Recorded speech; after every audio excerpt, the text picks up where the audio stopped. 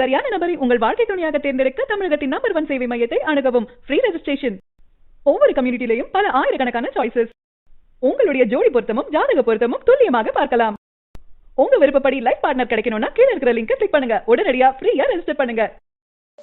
அன்பார்ந்த எங்களுடைய சர்வம் தொலைக்காட்சி நேயர்களின் மகர ராசி நேயர்களாகிய உத்திராடம், திருவோணம், அவிட்டம் ஆகிய நட்சத்திரத்தில் பிறந்த மகர ராசி நேயர்களுக்கு முதற்கண் வணக்கங்களை தெரிவித்துக் கொண்டு இப்பொழுது நாம் காண இருக்கக்கூடிய நிகழ்ச்சி அப்படின்னு பார்த்தோம்னால், வருகின்ற 27/12/2020 ஞாயிற்றுக்கிழமை அதிகாலை 5:22 தனுசு ராசியிலிருந்து மகர ராசிக்கு பிரவேசிக்க இருக்கக்கூடிய சனி பகவானுடைய பெயர்ச்சியை பற்றி நாம் காண இருக்கின்றோம். சனி பெயர்ச்சி அப்படின்னு எடுத்துட்டோம்னா, சனி பகவான் ஒரு ராசியில் 2.5 ஆண்டு காலம் சஞ்சரிப்பார். ஒரு ராசியிலிருந்து இன்னொரு ராசிக்கு போகிறதுக்கு 2.5 வருஷங்கள் ஆகும் சனி பகவான்.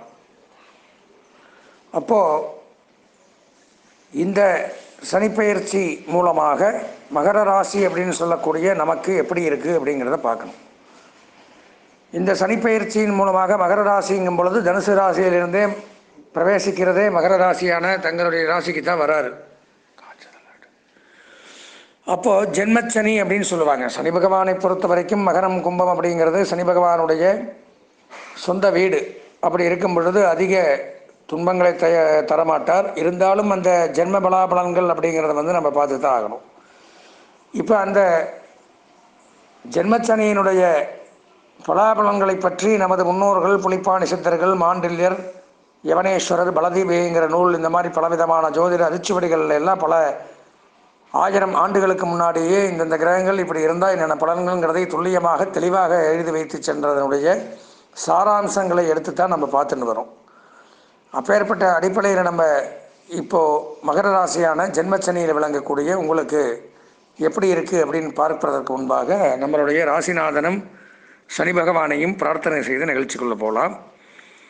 சங்கடம் தீர்க்கும் சனி பகவானே, மங்களம் பொங்க மனம் வைத்து அருள்வாய், சச்சரவின்றி சனீஸ்வரத் தேவே இஜ்ஜகம் வாழ இன்னருள் தாதா.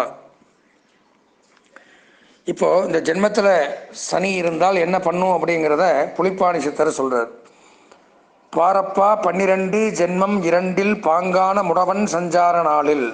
12 2 ஜென்மம்னா 1, இதில் முடவன்னா சனி பகவான். சஞ்சார நாளில் சீரப்பா சிர நோயும் அம்மை பேதி. சிரநோயினா தலையில் அடிபடுறது, அம்மை உண்டாகும், பேதி உண்டாகும். சிவசிவா ஜலபயமும், தண்ணீரால் கண்டம் பயம் ஏற்படும். பொருளும் சேதம். சீரப்பா சிரநோயும் அம்மை பேதி, சிவசிவா ஜலபயமும் பொருளும் சேதம். கூரப்பா குடியோடி போகச் செய்வான். இருக்கிற வீட்டை விட்டு ஓடிட்டா போறோம்னு ஆயிருமா, அந்த மாதிரி ஒரு சூழ்நிலைகள் ஏற்படும். கொற்றவனே குடும்பத்தில் களவு போகும். ராஜாவாகவே இருந்தாலும் அவன் குடும்பத்தில் திருட்டு போகுமா. வீரப்பா வெகு போக்கு கொடியனே ஆகி, வீரப்பா வெகுபேருக்கு கொடியனேனாகி விளங்குவான் புவிதனிலே விளம்பக. எல்லாத்துக்கும் கெட்டவனாக தெரியக்கூடிய ஒரு சூழ்நிலை ஏற்படும் பாடலில் தெரிவிக்கிறது. அப்படி இருக்கக்கூடிய அந்த ஜென்மச்சனி அப்படிங்கிறது பார்த்துட்டோம்னா, பொதுவாக சனி 1 வரும்பொழுது ரோகத்தை கொடுப்பார், நோய் நொடிகளை கொடுப்பார். அதிக ரோகம், அசௌக்கிரியை, பிரேத காரியம் செய்தல், இந்த மாதிரி ஆசௌ சக்கரியைன்னு சொல்லுவாங்க சமஸ்கிருதத்தில். அந்த மாதிரி சனி ஜென்மத்தில் வரும்பொழுது ஆசௌ சக்கரியை இதெல்லாம் செய்யக்கூடிய அமைப்பு ஏற்படுமா. பலதீபிகையில் சொல்லியிருக்கப்படி பந்துஜனங்களின் பிரிவை அடைந்தவன், நம்ம சொந்த பந்தங்களை விட்டு பிரிந்து இருக்கக்கூடிய ஒரு சூழ்நிலை ஏற்படும். விஷத்தினால் நெருப்பினாலும் பயம் உண்டாகும். விஷம் தீண்டுறது, நெருப்பு பயம் இதெல்லாம் ஏற்படும். பந்துக்களுக்கு பீடையை செய்கிறான். நம்ம சொந்த பந்தங்களுக்கு பீடைகள், உடல்நலக் கோளாறு, வீண் விரோதங்கள், சண்டை பிரச்சனை இதெல்லாம் நம்ம உறவினர்களோடு நமக்கு ஏற்படக்கூடிய அமைப்பை ஜென்மத்தில் சனி வரும் பொழுது செய்கிறான். சொந்த பந்தமோ நண்பர்களோ சொந்த வீடோ இல்லாதவன் வேறு தேசத்தை நோக்கி போகக்கூடிய சூழ்நிலையை ஏற்பட்டுருமா. எங்கேயாவது பரதேசின்னு சொல்கிறோமில்ல, ஒன்றுமே எனக்கு என்ன வீடா காடா குடும்பமா அப்படிங்கிறாங்கல்ல, அந்த மாதிரி கால் போன போக்கில் எங்கே வேணாலும் போகக்கூடிய ஒரு அமைப்பு அப்படிங்கிறது ஏற்படுமா. நன்மையை விளைவிக்காத பொருள் புத்திரன் இவற்றை அடைவான். தன்னுடைய மகனாலே நன்மை நடக்காதான், குழந்தைகள்னாலே நன்மை நடக்காதான், நம்மளுடைய பொருள்கள் மூலமாகவும் நமக்கு இந்த நேரத்தில் நன்மைங்கிறது நடக்காதான். இப்போ நன்மை அடையக்கூடிய வகையில் நம்மளுடைய வாரிசுகளும் இருக்காது, நமக்கு சம்பாதிச்சு வச்ச பொருளும் உதவாது. அந்த மாதிரி ஒரு சூழ்நிலை இந்த ஜென்மச்சனி விளைவிக்குது. அடிக்கடி வெடியில் அலைந்து திரிய வேண்டிய ஒரு சூழ்நிலை ஏற்படும். வாடின முகமாக மாறிடுமா. எப்போவுமே நம்ம மூஞ்சி வாடியே இருக்குமா இந்த ஜென்மச்சனி காலங்களில். வாடின முகம் ஏற்படும்.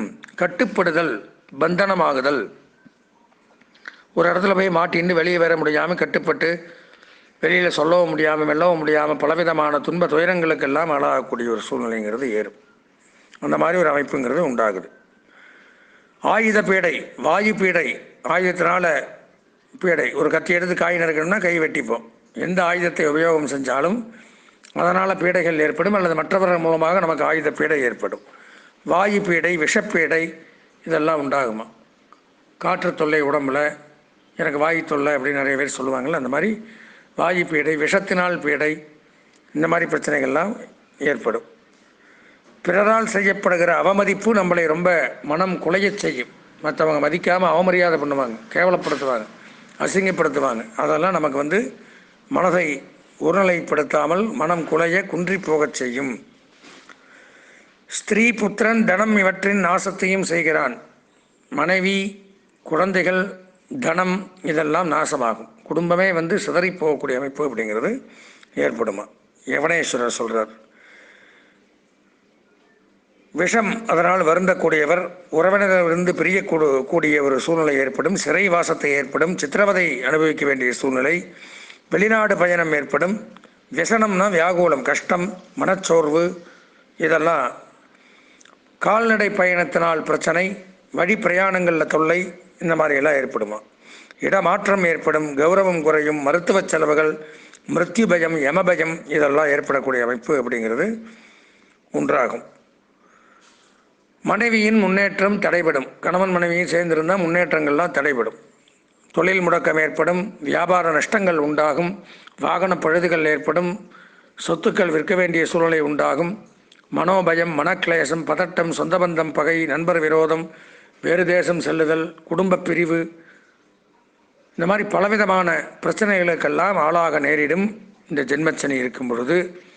அதனால் எல்லாத்துக்குமே ஒரு பரிகாரம், பிராயச்சித்தம்னு உண்டு. பயப்பட வேண்டியதில்லை. இதெல்லாம் நடந்தாலும் ஒரு உடல்நிலை சரியில்லைன்னா எப்படி நம்ம மருத்துவம் செஞ்சு அதை சீராக்கிக்கிறோமோ அந்த மாதிரி நம்மளுடைய சனி பகவானுடைய பெயர்ச்சி ஜென்மத்தில் வரும்பொழுது இவ்வளவு பிரச்சனையை கொடுக்குறார், என்ன பண்ணுறது அப்படின்னு பயந்தோம்னால் இன்னும் முடங்கிடுவோம். அப்போ அதற்கு என்ன அப்படி தீர்வுன்னு பார்த்தோம்னா, அதற்கு பரிகாரங்கள் அப்படின்னு நம்மளுடைய முன்னோர்கள் குறிப்பிட்டிருக்காங்க. இப்போ இதெல்லாம் நம்ம சொன்னவங்களே அதுக்கு பரிகாரத்தையும் சொல்லியிருக்காங்க.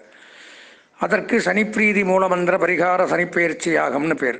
அந்த யாகமாகப்பட்டது அந்த ஞாயிற்றுக்கிழமை அதே தினத்தன்னைக்கு எங்களுடைய ஆலயத்தில் வச்சு நாங்கள் நம்மளுடைய நேயர்களுக்காக செய்கிறோம்.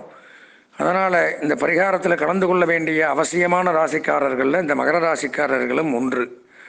எனவே நாங்கள் பரிகாரங்கள் செய்து அதில் தரக்கூடிய அந்த மந்திர தாயத்து, எந்திரங்கள், ரட்சைகள் இதெல்லாம் இந்த 2.5 ஆண்டுகள் வீட்டில் வச்சுக்கணும். பரிகாரத்தில் கலந்துக்கிறதுக்கு என்ன பண்ணுறது அப்படின்னு கேட்டால் என்னுடைய தொலைபேசி என்ன நான் சொல்கிறேன், அதை நீங்கள் குறிப்பிட்டு எனக்கு தொடர்பு கொண்டு கேட்டால் மேற்கொண்ட விவரங்கள். ஏன்னா கூடிய சீக்கிரம் ஒரு நாள் கம்மியாக தான் இருக்குது. சீக்கிரம் நீங்கள் எங்கிட்ட தொடர்பு கொள்ளணும். 98509837098650 9865098370 இது என்னுடைய தொலைபேசி எண். இதுக்கு தொடர்பு கொண்டு பரிகார விவரங்களை அறிந்து கொள்ளலாம். பரிகார யாகத்தில் கலந்து கொள்வது மட்டுமல்லாமல் இந்த 2.5 ஆண்டுகளும் வாரம் தோறும் சனிக்கிழமை என்று ஆலயத்திற்கு சென்று சனி பகவானுக்கு எல் தீபம், நல்லெண்ணெய் தீபம் ஏற்றி சனி பகவானை வழங்கி வந்தால் இந்த ஜென்மச்சனி தோஷத்திலிருந்து விலகி வாழ்வாங்கு வாழலாம் என்று கூறி ஆசீர்வதித்து விடைபெறுகின்றேன். நன்றி, வணக்கம்.